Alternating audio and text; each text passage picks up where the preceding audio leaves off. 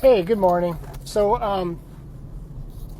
I was had an interesting experience this morning that I wanted to share, and I think it's in line with um, writing inventory in the 12 steps, um, but also in terms of like God awareness. So, I as I kind of emerged this morning from my quiet time, prayer and meditation, and I was feeling very centered. And when I'm in that space, it's kind of like I'm aware of God, I'm aware of the present moment, I feel peaceful. And so I was getting ready to go to work, and my wife makes this breakfast thing, which she makes it, and then I eat it, and then the next day I'll eat the rest of it as leftovers. And before I leave, I throw it in the microwave just to heat it up. And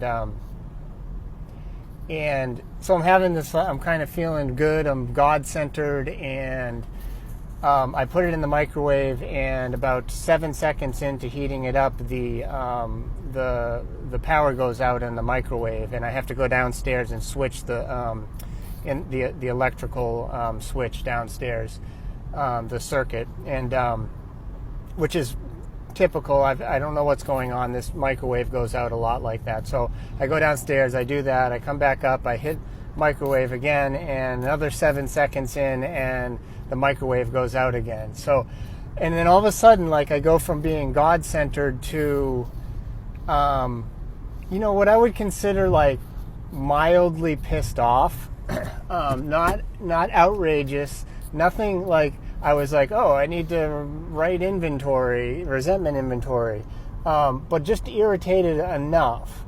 And I did this 3 times, and I finally gave up because it kept going out. And I realized as I was going downstairs and switching the switch and going back up and hitting the microwave that during that whole time, like, I completely lost my center around my God-centeredness and my presence. And it was all because I had this mild irritation going on. And it was coupled with fear of not getting to work on time. You know what I mean? And it made me realize this thing in AA and in the 12 steps.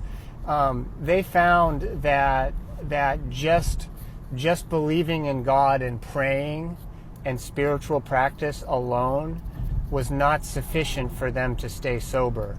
That's not exactly the way it works, but not sufficient for them to stay sane enough to stay sober. And there's more to it than that. But my point is this, that they basically said, unless you deal with the thing that blocks you from the sunlight of the spirit, then you continue to harbor resentment and fear is basically, how it works. And this practice that they have in the 12 steps, where when I feel agitated, I pray and I do inventory and I kind of recognize that's what's going on, is the very thing that snaps me back to present moment awareness or God awareness.